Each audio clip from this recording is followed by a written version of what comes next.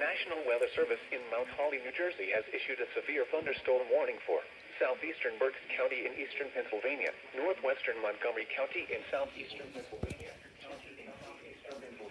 west central Delaware County in southeastern Pennsylvania until 12:30 a.m.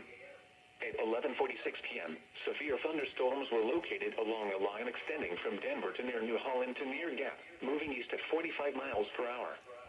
Hazard, 60 miles per hour wind gusts and penny-size hail. Source, radar indicated. Impact, damage to roofs, siding, trees, and power lines as possible. Locations impacted include Reading, Westchester, Pottstown, Phoenixville, West Norton, Coatesville, Westtown, Wyomissing, Downingtown, Birdsboro, Collegeville, Royersford, Sitting Springs, Parkersburg, Track, Greenville, Willisville, Claybrook, Schwenksville, and Elverson.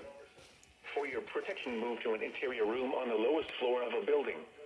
Repeating, a severe thunderstorm warning has been issued until 12:30 a.m. for the following counties in Pennsylvania, Berks, Chester, Delaware, and Montgomery.